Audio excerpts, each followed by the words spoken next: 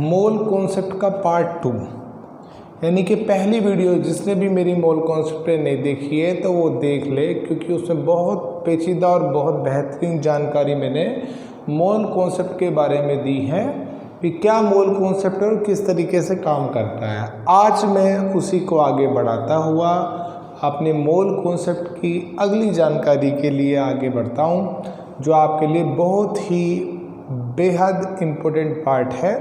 तो पहले मैं बात कर लूँ, मैंने कल बताया था कि मोल कॉन्सेप्ट उनके लिए जो माइक्रोस्कोपिक प्रॉपर्टीज होती हैं जिनकी, उनके लिए एप्लीकेबल होता है। तो उन्हीं में से एक इलेक्ट्रॉन है। इलेक्ट्रॉन की मैं बात करने वाला हूँ। आप जानते हैं इलेक्ट्रॉन में इलेक्ट्रॉन भी उन्हीं में से आता है। और इलेक्ट्रॉन का मास कितना होता है, पहले बात करते हैं इलेक्ट्रॉन के मास के ऊपर। तो इलेक्ट्रॉन का मास होता है 9.1 into 10 to the power -31 kg। 9.1 into 10 to the power -31 kg। अब दूसरी बात भाई, इलेक्ट्रॉन पे चार्ज कितना होता है। इलेक्ट्रॉन पे चार्ज ये भी आप जानते हैं पहले से, चार्ज होता है -1.6 into 10 to the power -19 coulomb. ये इलेक्ट्रॉन का चार्ज होता है। अब बात कर लेते हैं प्रोटॉन के बारे में। ये जानकारी बहुत होना ज़रूरी है, वैसे ये बेसिक जानकारी है और ये क्लास स्टैंडर्ड से जब 9th स्टैंडर्ड से जब मोल कॉन्सेप्ट शुरू हो जाता है तभी से, क्योंकि मैं बेसिक से बात करने वाला हूँ, मैं बिल्कुल बेस से शुरू करने वाला हूँ मोल कॉन्सेप्ट, तो मैं वहीं से आपके लिए बात करूँगा। तो मैं बात कर रहा हूँ प्रोटॉन की बात। प्रोटॉन का मास कितना होता है भाई? जो प्रोटॉन का मास है वो लगभग इलेक्ट्रॉन के मास के इक्वल ही होता है, थोड़ा सा डिफरेंस होता है। 1.67 into 10 to the power -27 kg ये प्रोटॉन का मास होता है। चार्ज कितना होता है? चार्ज सिर्फ यहाँ पर +1.6 into 10 to the power -19 coulomb charge. अगर प्लस का चार्ज है तो प्रोटॉन का है और माइनस का चार्ज है तो इलेक्ट्रॉन का है। अब इसके अलावा और बात कर लेते हैं, न्यूट्रॉन की भी बात कर लेते हैं। न्यूट्रॉन की बात करते हैं।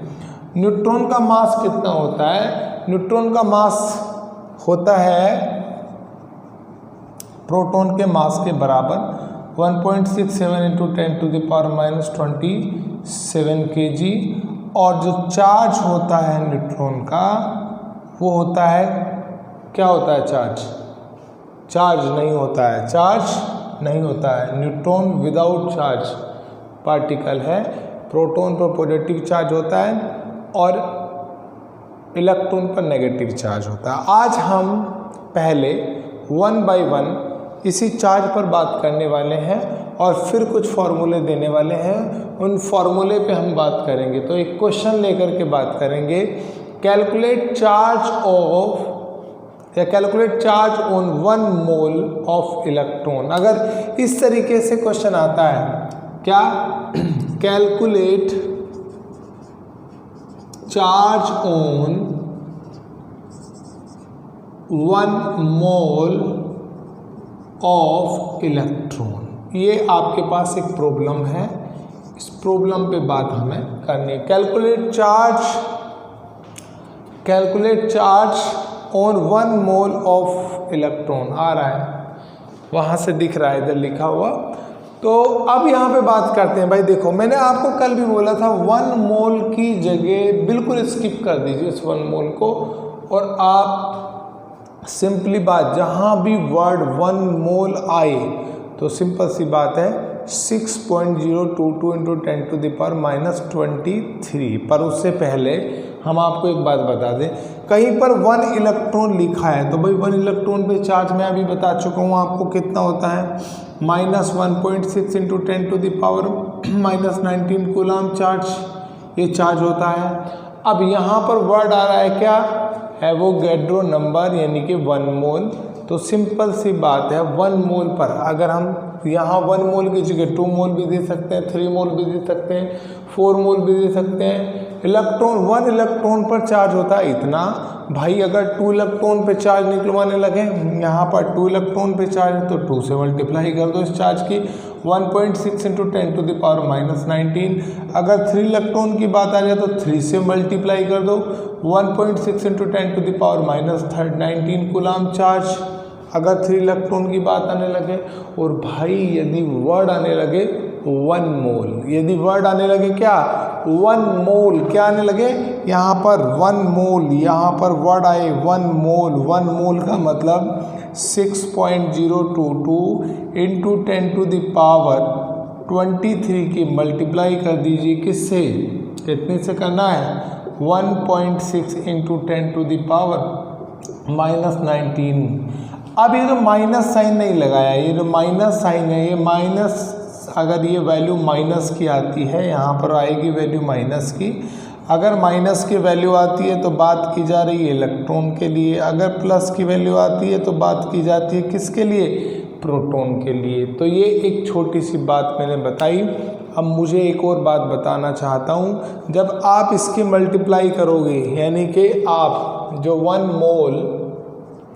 मोल पर चार्ज आपने 6.022 ×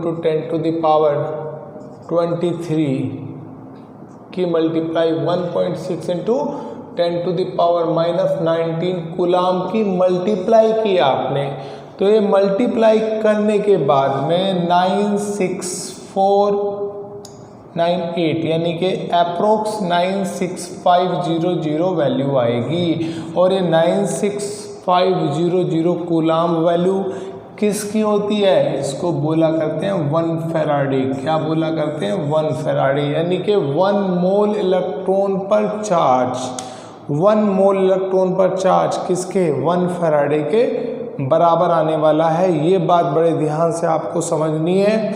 अगर ये बात आपके माइंड में सेट हो गई, अब माइनस प्लस वैल्यू सिर्फ क्या बात करेगी, इलेक्ट्रॉन और प्रोटॉन को शो करेगी। ये बात आपको पूरे माइंड में अच्छी तरीके से सेट करके ही ये न्यूमेरिकल्स का मन बनाना है। यदि आपने ऐसा मन बनाया तो आपको पूरी तरीके से बात समझ आने वाली है। अब हम बात करते हैं इससे आगे, थोड़ा इससे आगे जब हम बढ़ते हैं तो ये तो बात सिर्फ इलेक्ट्रॉन की हो गई। किसकी बात हो गई, इलेक्ट्रॉन की।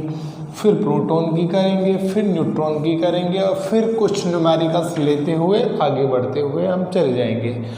अगर कैलकुलेट क्वेश्चन ये आए कि calculate charge on half mole of electron, क्या क्वेश्चन आए, एक प्रॉब्लम ले रहा हूँ पहले, उस प्रॉब्लम को जरा ध्यान से समझना। कैलकुलेट चार्ज ऑन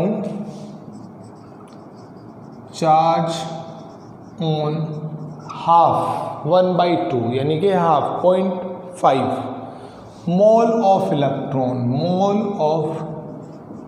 बड़ी सिंपल सी लॉजिकल बात। अभी हमने कैलकुलेट किया 1 मोल पर चार्ज, कितना आया 6.022 10⁻23 की मल्टीप्लाई 1.6 × 10⁻19 कूलाम, इसकी आपने मल्टीप्लाई की। अब आपसे पूछ रहा है, ये तो 1 का भाई हाफ मोल का पूछ रहा है, तो भाई इसको हाफ मोल से फिर दोबारा मल्टीप्लाई कर दीजिए 1/2 × 6.022 × 10⁻23 × 1.6 × 10⁻19, ये वैल्यू को कैलकुलेट कर दीजिए। अब आपके पास में क्या होगा, calculate charge on half mole of electron आपके पास हो जाएगा। अब एक और प्रॉब्लम हम बात करते हैं कि साइन, पहली बात तो साइन तो मैं बता चुका हूँ। अगर यहाँ साइन माइनस रखते हैं आप तो इलेक्ट्रॉन की बात की जा रही है, क्योंकि इलेक्ट्रॉन की बात है। और अगर प्लस रख देते हैं तो इतनी सी बात है, इसको प्लस रखते हैं तब प्रोटॉन की बात की जाएगी। अगर आपसे ये पूछा जाने लगे, क्या पूछा, calculate charge 1 mole of neutron, calculate charge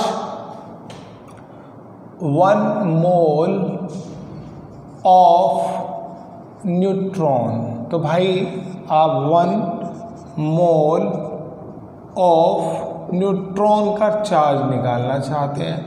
और आप जानते हैं न्यूट्रॉन पे कितना चार्ज होता है, 0। जब आप मल्टीप्लाई करेंगे किसकी 6.022 10⁻23 की 0 से, और 0 से जब भी मल्टीप्लाई की जाती है तो वो 0 हो जाता है। तो एक छोटी सी वीडियो मैं आपको दी, और इस वीडियो में मैंने आज इलेक्ट्रॉन, प्रोटॉन, न्यूट्रॉन के बारे में समझाने की पूरी कोशिश की। मैं कल फिर एक वीडियो दूंगा मोल कॉन्सेप्ट पे, और आपको वो वीडियो पूरी तरीके से फिर समझ आएगी। कल हम कुछ फॉर्मूले देने वाले हैं, और उन फॉर्मूले को लेकर हम न्यूमेरिकल्स करेंगे। बिल्कुल बेसिक स्तर से लेकर के हाई स्टैंडर्ड तक के क्वेश्चनों पे हम जानने की कोशिश करें। Thank you for watching this video.